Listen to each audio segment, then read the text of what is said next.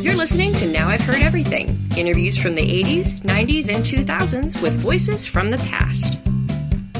My characters have a moral code. Chrissy Snow had a moral code. Her moral code was a simple one.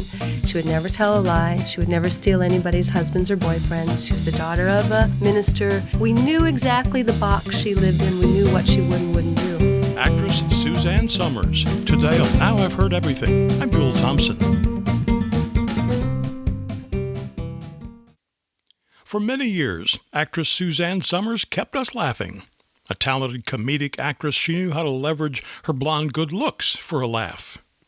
But until she wrote a memoir in the late 1980s, few people knew the full extent of the abuse she had suffered as a child. An alcoholic father made her life miserable, and she later said that laughter was what got her through. A few years later, she wrote another book, helping others confront and deal with their own painful childhood memories. That book was called Wednesday's Children, and that's when I had the chance to meet her. Now, I had interviewed Suzanne once before, but it was by phone. This was our first face-to-face meeting. Now, a warning. You're about to listen to true stories of abuse, some of it sexual in nature, and some of the descriptions are graphic and maybe disturbing. So here now, from 1993, Suzanne Somers.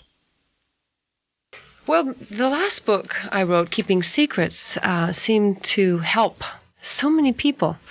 I'm not kidding if the size of this room here, your listeners won't know what size this is, but this is a fair-sized room. If you took it and crammed it floor to ceiling with the letters I got, that is no exaggeration.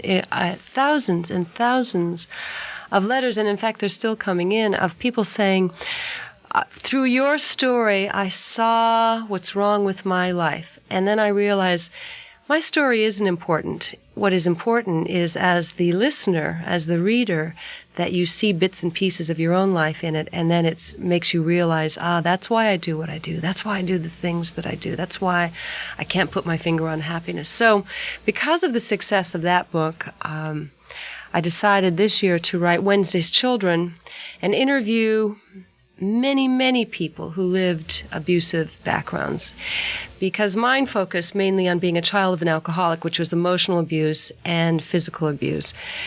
I decided to take the three categories of abuse, which is emotional abuse, physical abuse, and sexual abuse, and then gather together stories, people's personal stories. And I spent many, many hours with each person in there. Some of the people are famous. Some are people that you know, and some are people that you don't know. And I did that because abuse knows no delineation. It doesn't only happen to poor families from the wrong side of the track. It's happening right here in Washington, D.C., and in homes of people who you see on the television. It was happening in Bing Crosby's house. After talking with Gary Crosby, I really came to the conclusion that you could probably put Bing Crosby in the category of sadist. He beat his children, particularly Gary. He would step into him, according to Gary, 15, 18 times, like with a baseball bat, with a leather strap, with a metal point on the end. And this would happen 2 and 3 times weekly because Gary wouldn't lose the prescribed weight that he was told to lose during the week. And his father called him fat ass and bucket butt in front of all his friends like Dean Martin and Bob Hope. And he grew up so angry, so enraged. So what I realized, there's Gary Crosby. Then there's, I talked to B.J. Thomas, country western singer, famous for Raindrops Keep Falling on My Head. And I saw him on television talking about his drug and alcohol problem, that he OD'd 3 times, which were really suicide attempts. He just didn't want to live anymore. When I look at that, it's the same way I look at a juvenile delinquent on television when they're talking about, this bad kid. And I think, why, though? Why is this kid acting out with such inappropriate and horrible rage?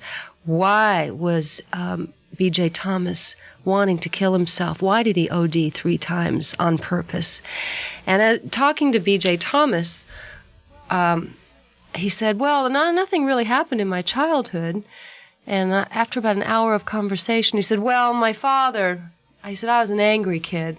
Why, BJ? Well, my father used to beat me every single day. It didn't matter what I did. If I didn't comb my hair right, if I didn't make my bed right, if I didn't mow the lawn right, whatever it was, I would get a beating, he said, not just a little spanking on the behind. This is being thrown against the room. This is, being cold-cocked in the face.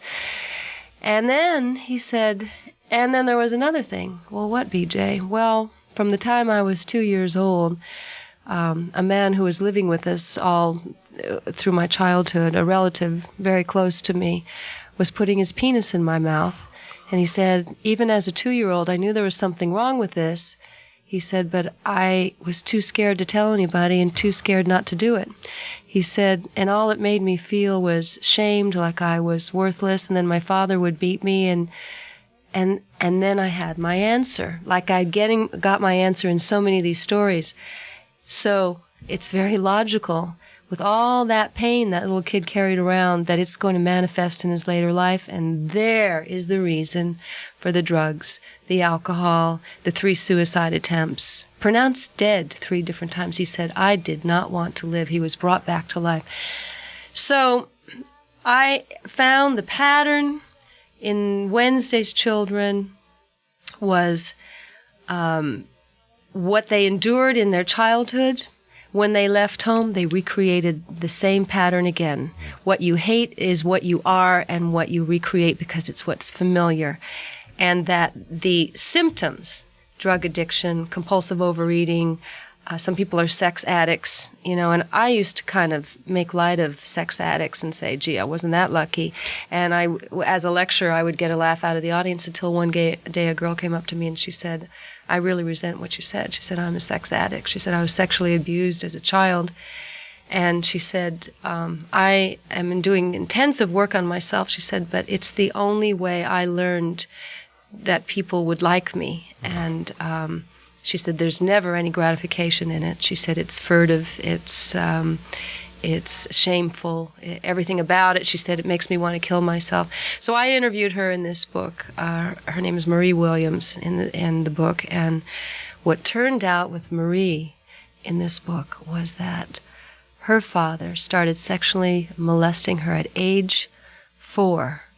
Now, what's strange about this is that she thought it was her fault. She thought that somehow she had been seductive. How is a 4-year-old girl seductive?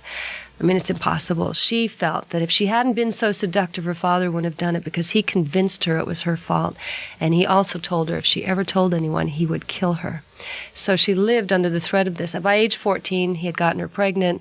At 5 months pregnant, he took her down to Tijuana with a coat hanger and gave her an abortion. And now this is a girl today that is in treatment and trying to unravel this mess, and has chosen that she's not going to be a victim anymore, and she's turning her life around. And that is another common thread through this book, Wednesday's Children, is each person in the book has decided that it wasn't their fault, and they are not going to be victims. And these are stories of hope, of no matter what you went through, that you can, with the proper help and treatment, make it out and stop the cycle and not pass it on to your own kids. And that's really important. As you point out in here, it would be one thing if you could take a look at this kind of abuse always produces this result, right, and this kind always produces this result. It would be very easy to spot and to treat, but everyone reacts differently. Right. Everyone has either some people internalize, as you say, other people turn to drugs, alcohol, sex, whatever the soothing element, or food. Louis Anderson was here the other day. I mean, he'll tell you all about that. Right. It just makes it so much harder, and some people, I'm sure, have combinations of those things. Well, look at workaholism. Look at Dr. Richard Berenson. He is one of the people I interviewed in this book. Here is the pillar of respectability. And yet, 3 years ago, he was caught making indecent phone calls from the office of the president of American University. When we talked, which was at a very fragile time in his life, it was right after this whole thing, his life had blown up in front of him. Well, Richard was sexually abused, And this is the strange part. He is still protecting the person who sexually abused him. He will only say a woman very close to him and a man very close to him throughout his childhood. It was so repulsive to him. But at the same time, by the nature of his anatomy, he had to participate. And at the same time, what repulsed him also felt good. So therefore, the combination was deep, unbelievably deep shame that it was his fault. See, this again, and this person that you're supposed to trust most in the whole world takes advantage, takes control over you, takes all your power away, yet you are the one who feels guilty and ashamed. It's a betrayal of trust, isn't it? It's a total betrayal of trust by the people you're supposed to trust most in the whole world. I mean, it'd be traumatic enough if someone, a stranger in a dark alley, hit you over the head and robbed you. That's traumatic. Right. But to have a parent symbolically hit you over the head and rob you. Exactly. That is, and kids want to love and respect their parents. So long after they are out of the environment and the abuse has stopped, they will still protect that person because deep in their heart they feel that it was their fault. Now back to the case of Richard Berenson. He repressed. Once the sexual abuse stopped, he pushed all that memory down, so deep down, and in essence, the drink he was taking, the drug he was taking was work. He became a workaholic. The degrees that he piled up are really stunning and astounding. He graduated from MIT with his PhD. He's got more initials after his name than anybody I've ever known.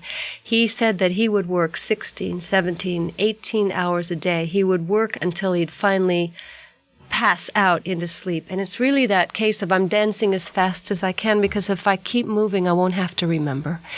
And it was reading about the McMartin child abuse case in California that seemed to trigger childhood memories. If his day was filled up with appointments all day long, but somewhere between 3 and 3:15 he had free time, he said he would, like a curious tick went off, he would find himself going through the child care ads in the paper, and he would find a child care person and call them and try to find out in this state that he was in of why someone would molest and sexually abuse a child. And in order to do this in this sick place that he was at this time, he would assume the role of an abuser so that he could get the person to talk. He was trying to find a surrogate for the person who did it to him to find out why. And yet this is subliminal. This was subconscious. Then the phone call would be over. He would hang up the phone, look at his appointment. 3:30, I've got to go give a speech in the lecture hall, go off, never remember that he did it. This is like with B.J. Thomas. It's the drink. It's the drug. It's OD. It's self-destructive. It's the manifestation of something that happened so long ago. And my theory, after interviewing all these people, is it doesn't go away. If it happened to you, it lies there smoldering at the bottom of your soul, and one day it will rear its ugly head in the most inappropriate and sometimes destructive ways, like in the examples I've given you. So knowing this information, if anybody lived anything like any of these stories that I'm talking about, understand that you have to take care of yourself. You have to help yourself. You have to get to the bottom of it. And to relive the pain is awful. I've done it. It's awful. It's agitating. It stirs up everything you've been trying to forget all your life. But once you finally work through, however long it takes, for me it was writing 10 hours a day for a year and a half, plus years ago, 3 years of therapy. However long it takes you, it is worth it, because once you relive it, you can understand it. Once you understand it, you can forgive your abuser, because you usually find that they themselves were abused. As in my own father's case, how could I blame him for his alcoholism when his own father was an alcoholic? Well, blame's not a word you use in here anyway. I do not blame. Blame is a cover-up for shame. Blame keeps you a victim. If you keep saying, I'm this way because of what happened to me in my childhood, well, you've let your abuser win. you've become a victim. And what I'm saying is, don't let the abuser take any more from your life than they already have.